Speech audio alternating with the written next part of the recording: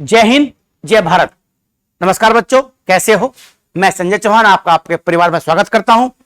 Group D के जो science चल रहा है उसी साइंस में अगली क्लास फिर वहीं से स्टार्ट होती है और आज लगभग 150 तक हम लोग पहुंचेंगे, 150 क्वेश्चनों तक।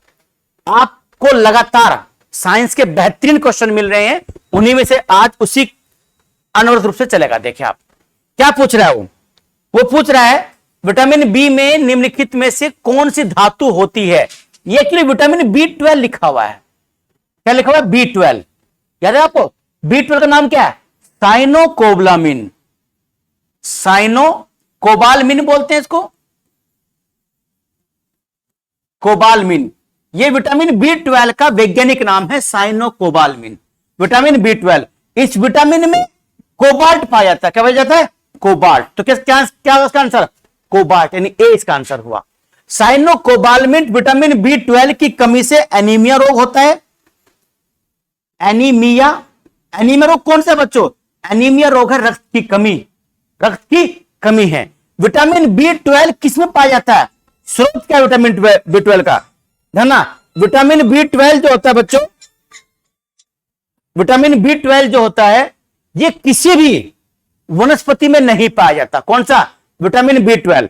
विटामिन बी 12 किसी वनस्पति में नहीं पाया जाता है, किसी वनस्पति में नहीं पाया जाता, बल्कि यह केवल जंतु और जंतु के उत्पाद में पाया जाता है।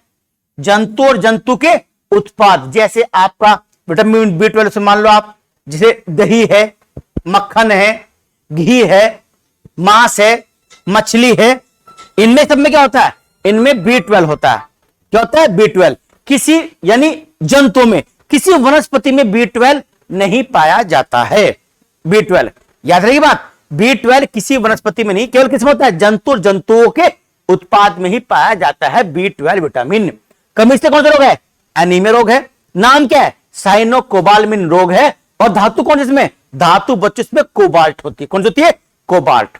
चलिए आगे देखते हैं। थायमीन किसका नाम है? Vitamin C, vitamin B 1, B 2 या बी 3 का? बी 1 का नाम थायमीन है। किसका? विटामिन बी 1 का नाम क्या है? थायमीन बोलते हैं विटामिन बी 1 को। विटामिन बी 1 की कमी से बेरी बेरी रोग, कौन सा? बेरी बेरी रोग होता है। बहुत लोग पढ़ते हैं, जानते हैं इसको, बेरी बेरी रोग। बेरी बेरी रोग क्या होता है बच्चों? बेरी बेरी रोग बच्चों में होता है। आप ऐसे बच्चों में नहीं, आप तो बूढ़े हो, छोटे बच्चों में होता है। जो बच्चा 2 साल का है, 5 साल का है, 8 साल का है, उनमें बेरी बेरी रोग होता है। इस रोग में क्या होता है? इस रोग में जो मांसपेशियां होती है बच्चों, मांसपेशियां बहुत कमजोर पड़ जाती हैं। कौन सी? मांसपेशियां। मांसपेशियां कमजोर पड़ जाती है इस रोग में। किस रोग में? बेरी बेरी रोग में मांसपेशियां कमजोर पड़ जाती है। और इसी रोग का एक दूसरा रूप होता है पोलिन्यूराइटिस। पोलिन्यूराइटिस, ये रोग भी विटामिन बी 1 की कमी से होता है। पोलिन्यूराइटिस, इसे आंशिक लकवा भी बोलते हैं। ये रोग भी बच्चों में होता है। आंशिक लकवा, एक हाथ या एक पैर काम करना क्या है? कम कर देंगे या बंद कर देंगे, इसे बोलते हैं पोलिन्यूराइटिस रोग। ये भी किससे होता है? विटामिन बी 1 की कमी से बच्चों ये रोग होता है। ध्यान रखिएगा आपका। विटामिन बी 1 वैज्ञानिक नाम क्या है? थायमीन है। मिलता कहां है? ये ध्यान रखिएगा। इसके मिलने का स्रोत है जो अनाज के जो छिलके होते हैं ना, ये उनमें मिलता है। अनाज के छिलकों में मिलता है। अनाज के छिलकों में, जैसे ना ये पूछता है कई बार कि धान को या चावल को धोने के बाद कौन सा विटामिन समाप्त होता है? तो चावल को धोने के बाद विटामिन बी 1 यानी थायमीन समाप्त हो जाता है। कौन सा विटामिन? विटामिन बी 1 थायमीन समाप्त हो जाता है। तो किसमें मिलता है? ये अनाज के छिलकों में मिलता है विटामिन। चोकर हो ना, चोकर इसलिए ना, चोकर युक्त रोटी ही खानी चाहिए हमेशा।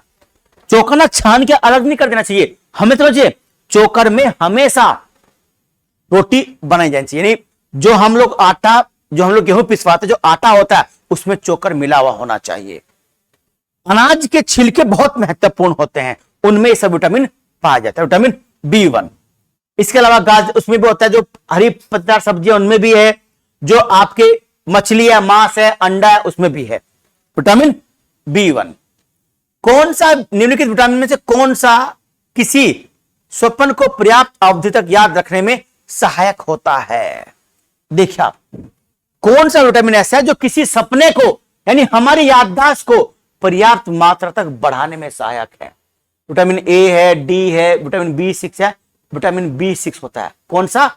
B6, pyridoxine. क्या नाम है इस विटामिन का? इसका नाम है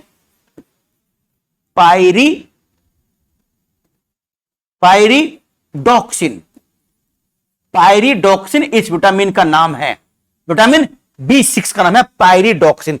यह विटामिन हमारी ब्रेन की तंत्रिकाओं को, जो तंत्रिकाएं हैं, उन्हें डेवलप करने का काम करता है। Vitamin B6. केला, जो एक फल के रूप में अधिक मूल्यवान भोज्य पदार्थ माना जाता है, प्रति 100 ग्राम में कितनी ऊर्जा होती है केले में? आप जानते हैं केला जो होता है वो स्टार्च का एक अच्छा स्रोत है, मेनली स्टार्च का। इसके अलावा केले में कैल्शियम होता है, मैग्नीशियम होता है, पोटेशियम होता है, बहुत सारे पोषक पदार्थ केले में होते हैं। पर किस रूप में होते हैं बच्चों? वो होते हैं स्टार्च के रूप में। किस रूप में होते हैं? स्टार्च के रूप में होते हैं। जो पोषक पदार्थ हैं वो सारे, है ना। पोषक पदार्थ किस रूप में होते हैं बच्चों? स्टार्च के रूप में पोषक पदार्थ होते हैं। अब जो ये पूछ रहा है कि 100 ग्राम केले में कितनी ऊर्जा होती है? आंकड़ा 116। ये सामान्य केले की बात हो रही है। जो एबनॉर्मल केले बड़े लंबे होते हैं, जो अपवाद, उनकी नहीं है। एक सामान्य केले की बात है। प्रति 100 ग्राम, चाहे वो कोई सा भी केला हो, यानी 100 ग्राम जो केले का जो होता है पिसा हुआ चीज, उसमें कितनी होती है? 115-116 कैलोरी के आसपास 100 ग्राम केले में होती है। याद रही बात? चलिए,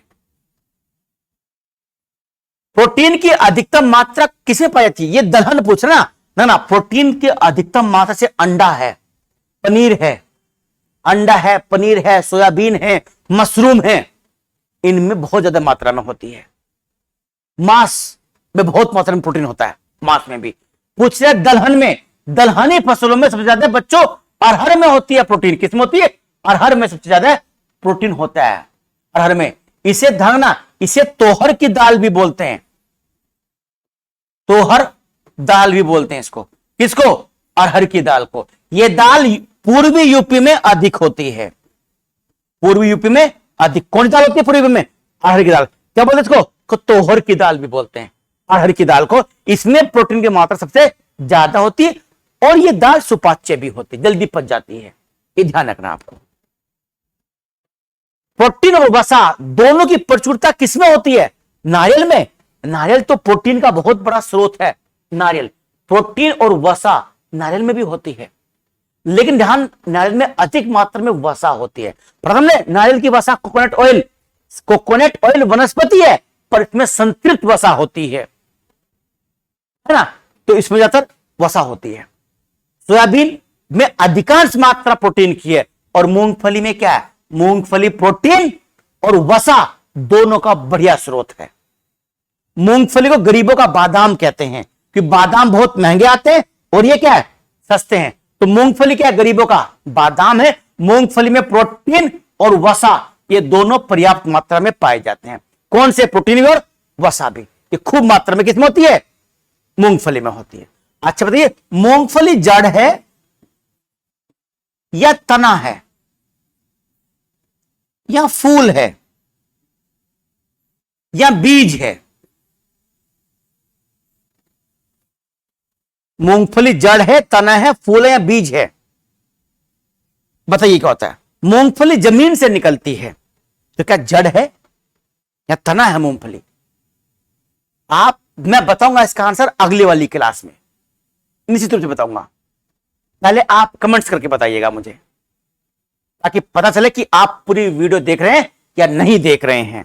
तो इसका कमेंट्स करके बताइएगा कि मूंगफली जो है वो आपकी क्या है? जड़ है, तना है, फूल है या फिर बीज है मूंगफली। क्योंकि मैंने आपको इससे पहले वाली बताया था कि आलू है, प्याज है, लहसुन है, ठीक ना, अदरक है, अरबी है, बंडा है, ये सब तने होते हैं। मूली है, गाजर है, चकुंदर है, शलजम है, ये सब जड़ होती हैं। अमरबेल तना है, परजीवी तना होता है अमरबेल। एक होता है अर्धवायवीय तने, जो आधे हवा में आधे मिट्टी में होते हैं, जैसे पुदीना, गुलदावरी, दूब घास। ना पुदीना आधा होता है मिट्टी में, आधा होता है नीचे होता है, तो ये सब क्या है, ये होते हैं आपके अर्धवायवीय तने। तो जड़, तना, पत्ती मैंने आपको बताई है। आप बताइएगा मूंगफली क्या है। बाल जिस प्रोटीन का बना होता है उसे क्या कहते हैं? ग्लोबुलिन, म्यूसिन, कैसिन या क्रिएटिन। कैसिन प्रोटीन बच्चों दूध में होता है। किसमें होता है? दूध में होता है। ग्लोबुलिन प्रोटीन बच्चों अंडे में होता है, अंडा। क्रिएटिन प्रोटीन ये बाल में होता है। बाल कह लो, नाखून कह लो, पशुओं के खुर कह लो, खुर, पशुओं के सींग कह लो। खुर है, सींग है, नाखून है, बाल है, सब में क्या होता है? क्रिएटिन प्रोटीन होता है। ये इसका आंसर, क्रिएटिन प्रोटीन। ये किसमें होता है? ये दूध में होता है, कैसीन प्रोटीन। यही कैसीन प्रोटीन को रेनिन नामक एंजाइम तोड़ता है और दूध को पेट के अंदर फाड़ने का काम करता है। तो होता है कैरोटीन। देखो, मकड़ी का जाला भी कैरोटीन है, यही है क्रिएटिन प्रोटीन। मकड़ी का जाला भी यही है, पर मकड़ी का जाला होता है अल्फा क्रिएटिन। कौन सा? अल्फा। मकड़ी का जाला भी प्रोटीन है, वो डेड प्रोटीन है। हमारे नाखून डेड प्रोटीन, हमारे बाल डेड प्रोटीन, पशुओं के सींग डेड प्रोटीन, खुर डेड प्रोटीन। ये मरे हुए प्रोटीन है, इसलिए इनको काटने में दर्द नहीं होता है। और एक बात सुनो, यहीं पर व्यक्ति की मृत्यु के बाद अगर उसका शरीर नहीं सड़ता है, वो बर्फ में दब गया जैसे मान लिया, तो बर्फ में शरीर खराब नहीं होता है, तो उसके नाखून और बाल दोनों बढ़ते हैं। जिस व्यक्ति का शरीर खराब, अगर कोई व्यक्ति डूब गया पानी में तो सिखा बता उसका शरीर, कोई व्यक्ति मतलब सड़क पे मर गया तो उसका शरीर सड़ जाएगा। लेकिन जो व्यक्ति बर्फ में है उसका शरीर सड़ेगा नहीं, उसके नाखून और बाल दोनों बढ़ते हैं, नाखून भी और बाल भी। क्यों बढ़ते हैं? क्योंकि नाखून और बाल हमारी त्वचा का ही रूपांतरण है। नाखून हमारी बढ़ी हुई त्वचा, हमारी त्वचा के जो सेल्स होते हैं वो एपिथीलियम उत्तक के बने होते हैं। किसके? एपिथीलियम उत्तक,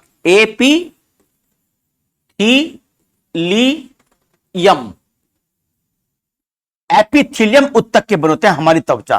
किसकी? एपिथीलियम उत्तक की हमारी त्वचा बनी होती है। एपिथीलियम उत्तक वो होता है जिसमें दोबारा से जनन करने की शक्ति बहुत ज्यादा होती है। त्वचा कैसे छिल गई तो तुरंत घाव भर जाता है, अगर गड्ढा गहरा हो गया घाव तो देर से भरता है। कि एपिथीलियम उत्तक में दोबारा से विभाजन करने की क्षमता सबसे ज्यादा होती है। तो एपिथीलियम उत्तक जो होता है ये ऊपर के बढ़ता रहता है। जब ये बढ़ता रहेगा तो हमारे नाखून इसी त्वचा का रूपांतरण है, हमारे बाल भी इसी का है। तो मरने के बाद जब शरीर सड़ा नहीं है तो त्वचा तो बढ़ती रहेगी, तो नाखून से उसके नाखून बढ़ते रहते हैं और बाल भी बढ़ जाते हैं। एक कठोर परिश्रम करने वाले पुरुष को दैनिक ऊर्जा की आवश्यकता कितनी होती है? एक कठोर जो मजदूर होता है, जो लगातार कम से कम 5, 6, 7 घंटे परिश्रम करता है, उसे 4000 किलो कैलोरी की आवश्यकता होती है। कितने की? 4000 की। जबकि एक सामान्य मनुष्य जो कम काम करता है उसे लगभग 2600 से 2700, 2400 से 2500, 2400 से 2500 के बीच आवश्यकता होती है एक सामान्य कार्य करने वाले को। और कोई खाली बैठा हुआ है, ऐसी कोई काम धाम नहीं कर रहा है, तो उसको तो 2000 कैलोरी भी क्या है? ज्यादा है। पर सामान्य काम करने वाले के लिए क्या है? ये चाहिए। और कठोर के लिए 4000 किलो कैलोरी ऊर्जा की प्रतिदिन की आवश्यकता होती है। एक गिलास पानी पीने से कितनी कैलोरी मिलती है? एक गिलास पानी पीने से 0 कैलोरी मिलती है, क्योंकि जल बहुत महत्वपूर्ण विलायक है। जल में कैलोरी मान जल का 0 होता है, जल में कोई ऊर्जा नहीं होती। कितना जल का कैलोरी मान? जल का कैलोरी मान बच्चों 0 होता है। जल का कैलोरी मान कितना होता है? कैलोरी मान, जल का कैलोरी मान 0 होता है, इसमें कोई ऊर्जा नहीं होती है। लेकिन हमको जल पीने से ताजगी आ जाती है और आदमी काम करने को तैयार हो जाता है। ऐसा क्यों? कि जो जल होता है वो हमारे शरीर में लुब्रिकेंट, लुब्रिकेंट का कार्य करता है। लुब्रिकेंट किसको बोलते हैं? स्नेक ऑयल को, जो ना मशीनों में डालते हैं हम लोग, मोबिल ऑयल डालते हैं, तो मशीन क्या करती है, जब उसमें मोबिल ऑयल डालते हैं तो मशीन तेजी से काम करती है। उसके जो सिर होता है वो होता है, जो गरारियां होती हैं, उन गरारियों में घर्षण कम होता है। तो जल हमारे सिर के अंदर रहकर हमारे अंगों के बीच में घर्षण कम करता है, तो ऊर्जा की हानि कम होती है। तो इसलिए हमारे शरीर में जल की मात्रा, जो कि हमारे शरीर के भार का 65% होता है, बने रहना चाहिए। तो लुब्रिकेटर काम करता है, हमारे अंगों को घर्षण से बचाता है। किससे? घर्षण से बचाता है हमारे अंगों को। हमारे शरीर के तापमान को नियंत्रित रखता है। हमारे अवशिष्ट पदार्थ को पसीने के माध्यम से बाहर निकालता है। जब पसीना बहाता है तो उसका वाष्पीकरण होता है, तो हमारे तापमान को ठंडा करता है। जल का शरीर में बहुत महत्वपूर्ण रोल है। और एक बात हो रहा, ये तो आप सब लिख लीजिएगा, क्योंकि जो मैंने आपको बताया है कि हम जो जल पीते हैं, जो सामान्य जल है, उसका पीएच मान कितना होता है? क्या हम 7 वाला पीएच मान पीते हैं? क्या जो हम जल पीते हैं पीएच मान 7 होता है? पीएच मतलब बोले तो पोटेंशियल ऑफ हाइड्रोजन। पीएच क्या? Potential of hydrogen. 7 नहीं होता है। 7 जिसका मान होगा वो तो जल उदासीन होता है। क्या होता है वो जल? बच्चों, वो जल होता है उदासीन, उसका पीएच मान 7 होता है। वो होता है स्टिल वाटर। स्टिल वाटर बोलते हैं उसे, बोलते हैं आसुत जल। आसुत जल बोलते हैं उस जल को। किसको? इसका पीएच मान 7 होता है। उस पीएच मान 7 वाले जल में कुछ भी खनिज पदार्थ नहीं होते। ये जल हमारे इंजेक्शन लगाने के काम आता है। पता ना, कई बार जब इंजेक्शन लगाते हैं तो उसमें पानी होता है, तो जो होता है ना वो पानी, वो जो इंजेक्शन वाला पानी होता है, वो होता है पानी। उस पानी में उसमें मिलाते हैं, वो होता है पानी, इस उसका मान पीएच होता है। हम जो जल पीते हैं उसका मान क्षारीय होता है। उसका मान 7.4 से 7.8 तक होता है।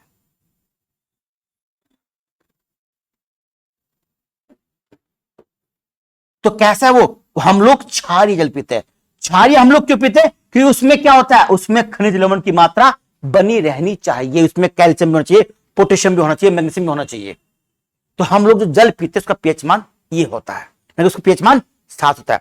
7 से अगर पीएच मान कम है तो अम्लीय होता है। क्या होता है? अम्लीय होता है। भोजन का एक प्रमुख अंग पूछ रहा वो है, कौन सा अंग है भोजन का? स्टार्च भी भोजन है, ग्लूकोज भी भोजन है, कार्बोहाइड्रेट भोजन है, सेलुलोज भी भोजन है। ये सारे भोजन ही तो हैं। सब ऊर्जाकारी पदार्थ है कि नहीं है? एक प्रमुख अंग है। इसमें क्या लगाइएगा आप? इसमें ना आपका ग्लूकोज सही है। क्यों है? क्योंकि स्टार्च ग्लूकोज का बना होता है, कार्बोहाइड्रेट ग्लूकोज का बना होता है, और सेलुलोज भी ग्लूकोज का बना होता है। तो ग्लूकोज इसका आंसर है।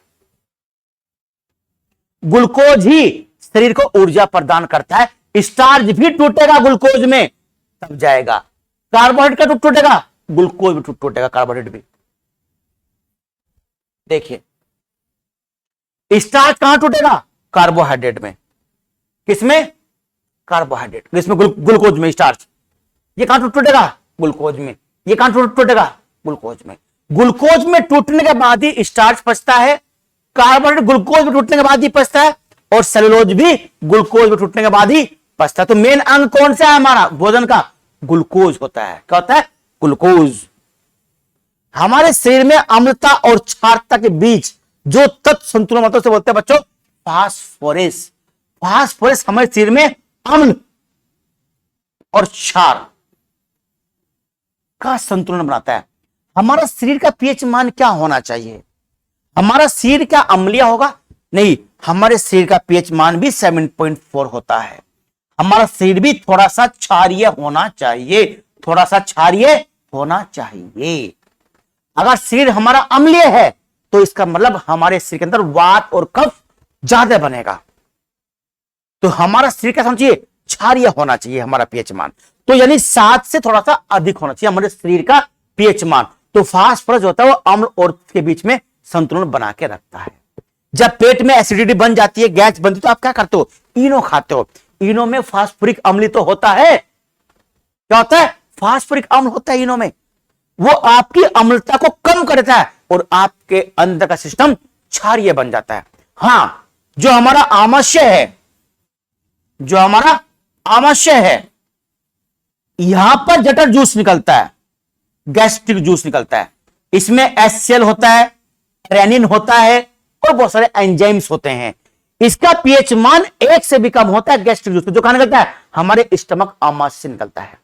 जब पीएच मान 0.9 से लेकर 1.5 तक इसका पीएच मान होता है गैस्ट्रिक जूस का, तो यह बहुत ज्यादा अम्लीय होगा, तभी हमारा भोजन छोटे छोटे टुकड़ों में टूटेगा। स्टार्च हो गया, सेलुलोज हो गया, यानी जो कार्बोहाइड्रेट है, प्रोटीन है, वो तभी छोटे टुकड़ों में टूटेगा जब हमारा आमाशय इस मात्रा में जठर जूस निकालेगा, गैस्ट्रिक जूस निकालेगा। इसमें HCl, हाइड्रोक्लोरिक एसिड, बहुत बड़ी मात्रा में होता है, जो हानिकारक पदार्थों को मारने का काम करता है। आप कुछ भी खा लीजिए, आपके आमाशय में जाकर वो चीज पच ही जाएगी। पीएच मान क्या बहुत ज्यादा है, इसलिए जब आप भोजन करते हैं तो भोजन के साथ पानी नहीं पीना चाहिए। क्यों? कि भोजन इस गैस्ट्रिक जूस के पीएच मान को घटा देता है, ये बढ़ा देता है एक प्रकार से। पीएच मान कितना इसका? 1.5। इसको 2-3 तक कर जाए। जब आप तेजाब में पानी डालोगे तो उसके ना इसकी सांद्रता कम हो जाएगी, उस तेजाब की सांद्रता। जब उसकी सांद्रता कम हो जाएगी तो जाहिर तो भोजन कम पचेगा। तो इसलिए खाने के साथ अम्लीय चीज तो आप ले सकते हो, भोजन के साथ आप चाय पी सकते हो, अम्लीय होती है। गर्म दूध पी सकते हो, अम्लीय होता है। कोल्ड ड्रिंक अम्लीय होती है, शराब अम्लीय होती है। तो अम्लीय चीज को भोजन के साथ ले सकते हैं कम मात्रा में। क्षारीय चीज और उदासीन चीज भोजन के साथ नहीं ली जानी चाहिए। आमाशय भोजन कैसा है? अम्लीय है। और बच्चों ध्यान रखना, जो जठर जूस होता है, ये गैस्ट्रिक जूस निकलने का एक समय होता है। कैसा? ये गैस्ट्रिक जूस सुबह के समय 2 बजे तक, 2 PM तक सबसे ज्यादा मात्रा में निकलता है गैस्ट्रिक जूस। सुबह से लेकर जैसे जैसे सूरज निकलता है तो सूरज की रोशनी के साथ साथ गैस्ट्रिक जूस का मान हमारे शरीर में बढ़ता है। यह मान बढ़ता चला जाता है, इसकी मात्रा बढ़ती चली जाती है। इसीलिए सुबह का खाना हैवी होना चाहिए। हम लोग उल्टा करते हैं, हम लोग ब्रेकफास्ट कम खाते हैं। खाना चाहिए सुबह अधिक मात्रा में। सुबह का खाया हुआ कभी आपका पेट खराब नहीं करेगा। सुबह आप 5-6 आलू के पराठे पेल लीजिए, आपको कोई दिक्कत नहीं होगी। और रात को पेल लिए तो 2-4 पराठे आलू के, तो सारी रात गैस बनेगी आपके पेट में, है ना। तो होता है कि 2 बजे के बाद इसका मान क्या होता है, धीरे धीरे इसका मान कम होता चला जाता है। जब इसका मान कम हो जाएगा तो रात के समय बहुत कम निकलेगा, और जब रात के समय कम निकलेगा तो भोजन क्या पचेगा? कम पचेगा। जब भोजन कम पचेगा तो रात को आपको भोजन कम लेना चाहिए। पर हम लोग क्या करते हैं? हम उल्टा करते हैं। सुबह हम लोग कम खाते हैं, दोपहर थोड़ा ज्यादा खाएंगे, और रात को तो पूरा भर के खाएंगे। अक्सोना ही तो है ना। कुछ लोग तो खाना खाने के बाद भी खाना खा लेते हैं, रात को, शाम को भी खाया और उसके बाद भी खा लिया खाना। ऐसे लोग भी होते हैं बहुत सारे, और कहां ले जाते हैं पता नहीं चलता है। तो गैस्ट्रिक जूस जो होता है आपका, उसका मान सुबह निकलना तेज होता है और दोपहर तक वो खूब मात्रा में निकलता है। इसलिए सुबह खाया हुआ, दोपहर में खाया हुआ पेट बहुत कम खराब करता है, और रात में ज्यादा खाया हुआ आपका पेट ज्यादा खराब करता है, क्योंकि रात के समय ये जूस सबसे कम निकलता है। बंदर को ये चीज मालूम है, लेकिन आपको ये मालूम नहीं है। बंदर जो होगा ना, अगर बंदर के पास खाना है तो बंदर कभी भी 2 बजे के बाद बहुत कम भोजन करता है, और उसको सुबह से कुछ मिला ही नहीं है, भूखा है बेचारा, तब खाएगा वो 2 बजे के बाद। नहीं तो बंदर जो होता है 2 बजे से पहले बड़ा एक्टिव रहता है, कहीं से कुछ मिल जाए, केला मिल जाए, कुछ मिल जाए, खा। उसे मालूम है अगर 2 बजे तक कुछ भी खा ले पच जाएगा, और 2 बजे के बाद धीरे धीरे खाना खाना चाहिए, कम होना चाहिए। पर हम लोग उल्टा खाते हैं। हम लोग सुबह, कुछ लोग खाते नहीं है, छोड़ सुबह खाने नहीं खाएंगे। रात का खाना कम होना चाहिए, सात्विक होना चाहिए। जो भूख हो उससे 1 रोटी कम होनी चाहिए। सुबह आप भले ज्यादा खा लो, फिर सुबह खाने के बाद तो नींद आ जाएगी, नहीं, ऐसा नहीं होता है। नींद तो हमारे दिमाग में होती है। हमने ऐसा पूर्वाग्रह बना लिया है कि हम खाना खाएंगे तो हमको नींद आ जाएगी, ऐसा भी नहीं होता है। बहुत सारे खाना खाने के बाद तुरंत लग जाते हैं, और बहुत सारे होता है खाना खाने के बाद जरूर सोते हैं। उनका माइंड मेकअप हो गया है कि खाना खाने के बाद नींद ही आएगी, तो आपको नींद ही आएगी। हम खाना खाने के बाद वैसे ही पढ़ाते हैं, कोई दिक्कत नहीं होती। और जब घर में तो खाना खाने के बाद तुरंत सो जाते हैं। जब खाना खाने के बाद हम सो जाएंगे हम लोग, तो क्या होगा, तो हम लोग को दिमाग बन गया हमारा क्या, कि हमको खाने के बाद नींद ही आनी है। इस तरह का मामला होता है। तो ध्यान रखना बच्चों, हमारे शरीर में जो अम्ल और क्षार होता है उसमें फास्फोरस उसकी तंत्र को बनाए रखता है। गैस्ट्रिक जूस में आपको पता है ये अम्लीय होता है।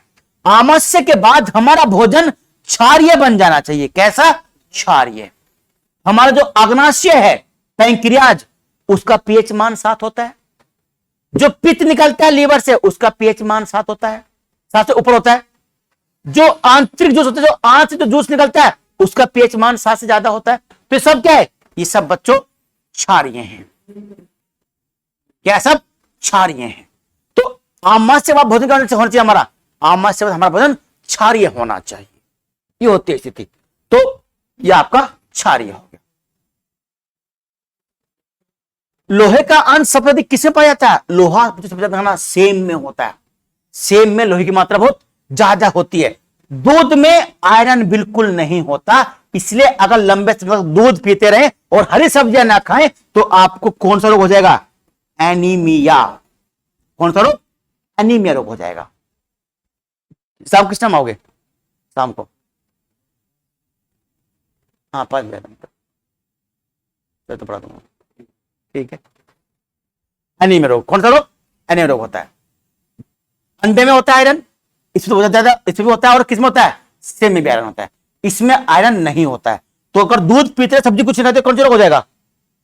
कौन सा रोग हो जाएगा? दूध पीने से अगर सब सब्जी खाओगे तो क्या होता है? एनीमिया। और अगर ब्लड में लोहा बढ़ जाए, और हमारे रक्त में लोहे की मात्रा बढ़ जाए, तो लोहमयता। कौन सा रोग होता है? लोहमयता रोग हो जाता है। कौन सा रोग? लोहमयता रोग हो जाता है। अगर रक्त में क्या बढ़ जाए? आयरन बढ़ जाए, तो उसको लोहमयता बोलते हैं। किसकी उपस्थिति के कारण दूध मिठास आती है? लैक्टोज के कारण। दूध की शर्करा क्या होती है? दूध की शर्करा, दूध की शर्करा लैक्टोज होती है। और मानव माता दूध की शर्करा गैलेक्टोज होती है, मानव माता के। और वैसे तो दूध है गाय का, भैंस का, वो लैक्टोज होती है। दूध किस बैक्टीरिया के कारण खराब होता है?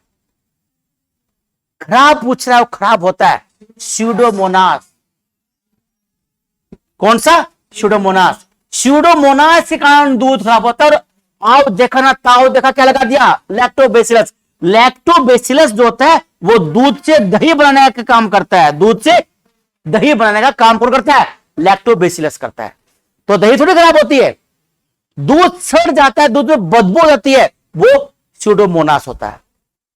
क्या होता है? स्यूडोमोनास। लैक्टोबैसिलस दूध को दही में बदलने का काम करता है।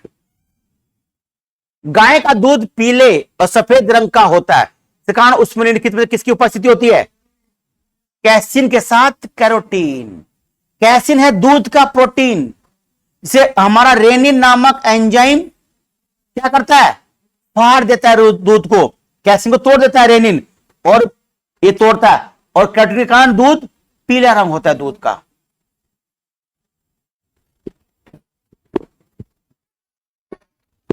पांच मिनट बाद सब लोग इधर आ जाना। हाँ जी,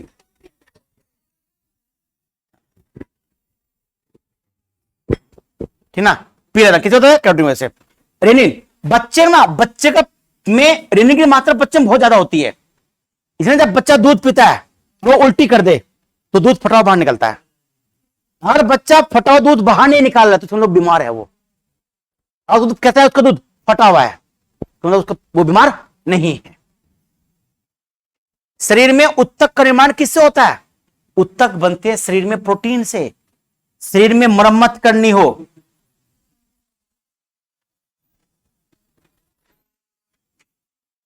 शरीर की मरम्मत करनी हो, नए प्रोटीन, नया अंग बनना हो, घाव भरना हो, सारे काम कौन करता है?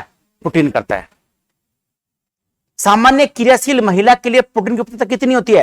एक सामान्य महिला की बात कर रहे हैं, सामान्य क्रियाशील महिला के लिए लगभग 45 से लेकर 48 तक ग्राम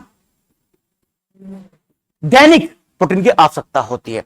45 से 48 कौन सा है वो 45 ऑप्शन होगा। तो इतने ग्राम सामान्य क्रियाशील महिला को चाहिए प्रोटीन पर डे। पुरुषों में चाहिए होता है 56 से। एक सामान्य पुरुष को 91 चाहिए, कैसे 56 से 91 चाहिए होता है।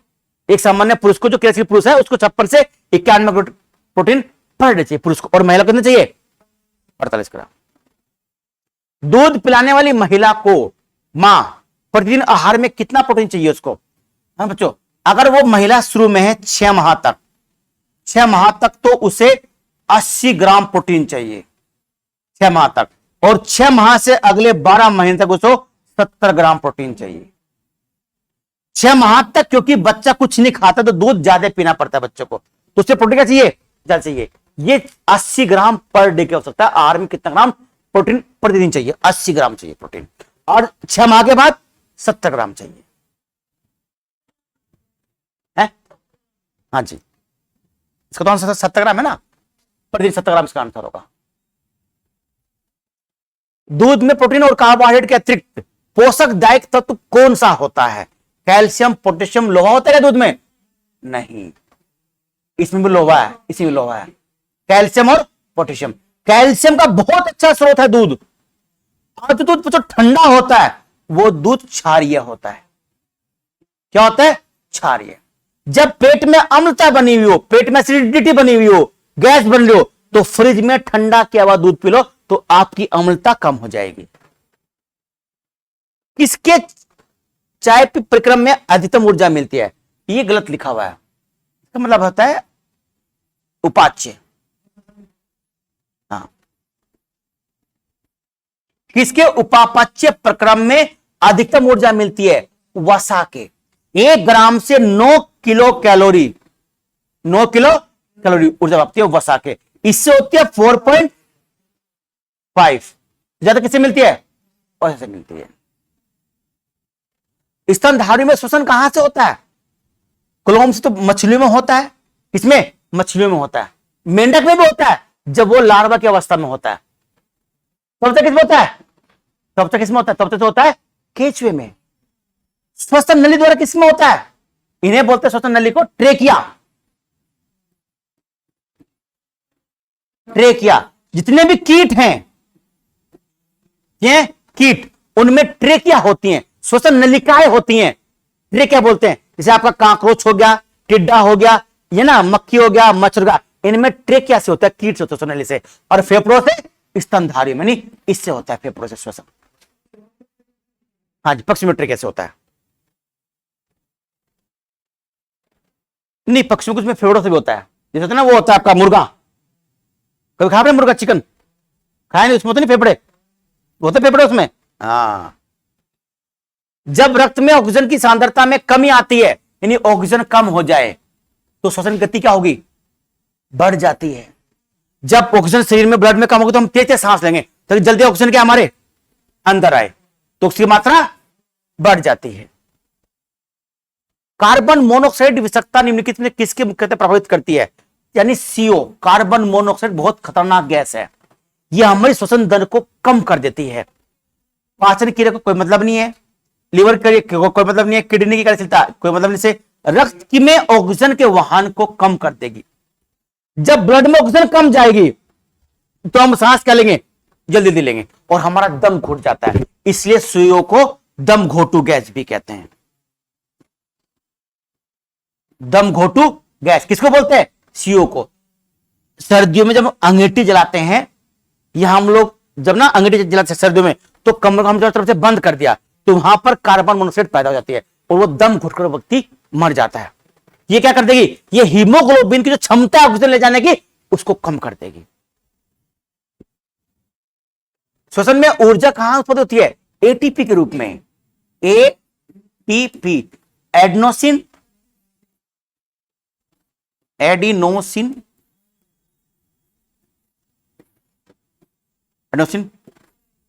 Try phosphate.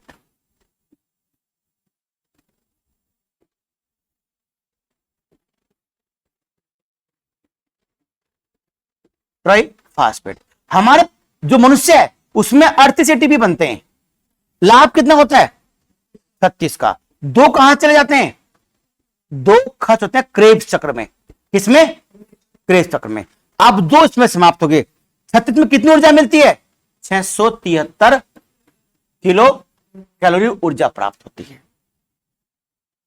मानव शरीर का कौन सा भाग शरीर ताप को नियंत्रित रखता है? फेफड़े।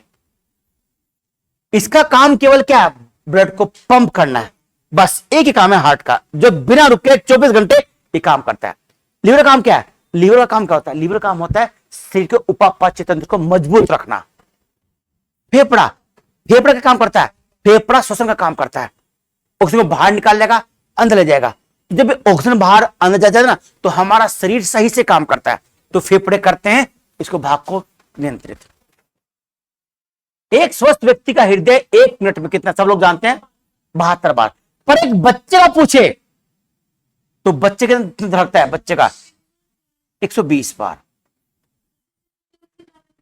हाँ, एक सामान्य बच्चे का, जो शिशु का हृदय की धड़कन होती है, वो 120 बार के लगभग होती है। जो जीव जितना छोटा होगा उसकी हार्ट बीट उतनी ही ज्यादा होगी। और बड़ा होगा तो क्या होगी हार्ट बीट? हाथी की हार्ट बीट बहुत कम होती है। जो शिशु होता है ना, जिसकी हार्ट बीट 120 तक होती है, उस शिशु के भार का 75% भाग जल का होता है। और हमारा कितना होता है? 65% भाग। और शिशु का 70% भाग जल का होता है। तो 120 तक होती है सामान्य शिशु की। ज्यादा हो सकती है पर 120 तक होती है। कि हार्ट फेंक रहा, छोटा शरीर है तो बार बार ब्लड आ रहा। हृदय कब आराम करता है? हृदय कभी आराम नहीं कर, जो कि जब आराम करता है तो व्यक्ति ही आराम कर जाता है नहीं? हृदय में कितने कक्ष होते हैं? ये हृदय में कितने कक्ष होते हैं? चल हृदय दे दिया, किसका हृदय? तो अंडरस्टूड कि मनुष्य का हृदय। तो 4 कक्ष होते हैं मनुष्य के हृदय में। सभी स्तनधारियों में, जो स्तनधारी हैं उनके हृदय में 4 कक्ष होते हैं, 2 नीले 2 अलिंद। लेकिन जो श्री सर्प हैं स्तनधारियों में ज्यादातर में 4 कक्ष होते हैं। जो श्री सर्प हैं, जैसे आपका सांप है ना, डायनासोर था, छिपकली है, कितना होता है इनमें? इनमें 3 कक्ष होते हैं। मेंढक में भी 3 होते हैं। उभयचर होता है ना मेंढक, उभयचर और श्री सर्पों में 3 कक्ष होते हैं। केवल मगरमच्छ अपवाद है इसका। मगरमच्छ क्रोकोडाइल, मगरमच्छ में 4 होते हैं। कितने होते हैं? 4। मगरमच्छ जो कि श्री सर्प में आता है, पर कितने उसमें? उसके 4 कक्ष होते हैं, 2 अलिंद 2 नीला है ना, ये होता है। ये 2 अलिंद ऊपर वाले और 2 नीचे वाले नीला होते हैं। ये होते हैं 4 कक्ष इस तरह के। तो 4 होते हैं। इसमें जो होते हैं श्री सर्प में 3 होते हैं, ठीक। और मछलियों में 2 कक्ष होते हैं। कितने होते हैं? मछलियों में 2 होते हैं और स्तनधारियों में 4 होते हैं। चलिए, एक स्वस्थ व्यक्ति मनुष्य के रक्त का कुल परिमाप कितना होता है? 5 से 6 लीटर तक होता है। एक सामान्य मनुष्य में इतना रखता है। हालांकि उसके वजन का लगभग 8%, उसके 8% रक्त होता है। कोई व्यक्ति अगर 60 किलो का है तो 8 संग 48 कितना हो गया? लगभग 5 लीटर हो गया। यानी उसके रक्त का लगभग 8% रक्त का वजन होता है। हीमोग्लोबिन का कार्य क्या है? हीमोग्लोबिन का कार्य ऑक्सीजन का परिवहन करना। ऑक्सीजन को ना O2 जो होता है, ये हीमोग्लोबिन से मिल जाता है। हीमोग्लोबिन, इसी के कारण रक्त का रंग लाल भी होता है। हीमोग्लोबिन के कारण इसे बोलता है ऑक्सी हीमोग्लोबिन, जो फेफड़े में होता है। ऑक्सी हीमोग्लोबिन कहां होता है? फेफड़े में होता है, जाता है बाहर पूरे शरीर को। और शरीर से जो पूरा रक्त होता है वो होता है कार्बो ऑक्सी हीमोग्लोबिन। तो काम किसका है? हीमोग्लोबिन का काम है। उत्तर लाल रक्त कणिकाएं आरबीसी का रंग किसके कारण होता है? हीमोग्लोबिन का कारण होता है। अभी हमने पढ़ा। मनुष्य का औसत रक्तचाप कितना होता है? ये होता है 120 से 80। अगर 120 से अधिक है तो high blood pressure, hyper tension बोलते हैं, हाइपर टेंशन। और 80 से नीचे है तो हाइपोटेंशन। निम्न रक्तचाप बोलते हैं। डायस्टोलिक, सिस्टोलिक, स्फैग्मोमैनोमीटर नापते हैं। ये आएगा, ये क्वेश्चन देखो। स्फैग्मोमैनोमीटर क्या है? रक्तदाब मापने का यंत्र कौन सा है? स्फैग्मोमैनोमीटर, स्फैग्मोमैनोमीटर। चलिए, ये थे आपके 150 क्वेश्चन। अब इसके अलावा बायोलॉजी में हम लोग 100 क्वेश्चन और करेंगे इनके अलावा। तो इन 100 क्वेश्चन के माध्यम से आपकी पूरी बायोलॉजी लगभग कवर हो जाएगी।